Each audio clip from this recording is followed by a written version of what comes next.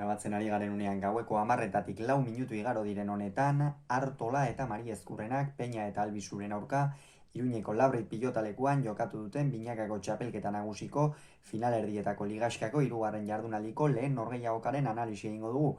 Favorito ziren Artola eta Mari Ezkurrena eta ez dute usik egin 22-10 irabazi ostean, beraz baditugu hilaren 30ean Iruñeako Nafarroa Arena pilotalekuan izango diren lehen finalistak, hain zuzen ere Artola eta Mari Ezkurrena izango dira horiek eta biek ala biek lehen finala izango dute profesionaletan. Izan ere gogoratu behar dugu Iñaki Artolak 2021 lortu zuela buruzburuko txapelketa nagusiko finalera sartzea, baina lesio bat tarteko rezustak jokatu zuen bere orde zaltunaren aurka, eta honen bestez ondobidean eta espero dezagun ala izatea, Iñaki Artolak profesionaletako bere lehen finala jokatuko du. Lehen mailan aurretik bat jokatua du, bigarren mailan 2014an hain zuzen ere, eta orduko hartan lauterdian Jokin Altunari erraz nagusitu zitzaion Donostiako Atano 3. Partida hasieratik oso euren aldera eramanda eduki dute Artolak eta Mari Ezkurrenak, Peña eta Albisu asko oparitzen finalerdi hauetan zehar ez dute bat ere itxura ona eman. Esan dugu orokorrean txapelketa irregularra egin dutela, azken zatian sekulako buelta eman zioten azken jardunaldira bizirik iritsi ziren eta sekulako balentria lortuta Altuna eta Bikuñari partida erabakigarri horretan irabazi egin zieten, gero Jaka eta Imazi eta Zabala eta Eskuzari playoffetan ere, baina finalerdietan ez dute inondik inora ere euren maila eman, urrik ere ez dute eman, eta 12-1 aurreratu dira Artola eta Mari Ezkurrena.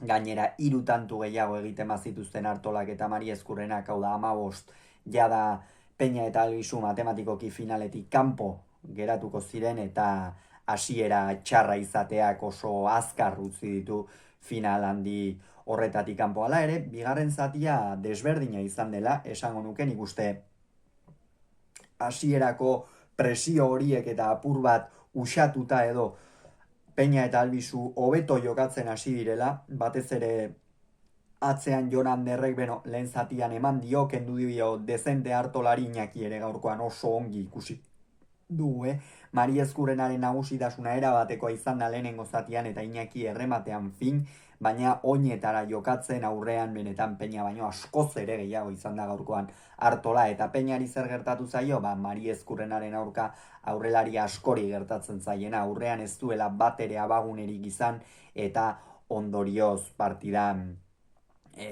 nahiko irtenda ikusi dugu Peña. Gero baina 13 eta 7, 7 eta 13 ere hurbildu dira. Hor une kritikoa zen, une garrantzitsua zen Artola eta Mari Ezkurrenarentzat, talde handiarekin joan baitira irabazten, baina aurkariak askotan tantoak pixkanaka egiten joaten direnean presioa eta beldurra komatxo artean esango dugu askotan sartzen dira, baina kasu honetan Artola eta Mari Ezkurrenari etzaile sartu, 18 eta 7 iritsi dira bigarren etenaldi horretara.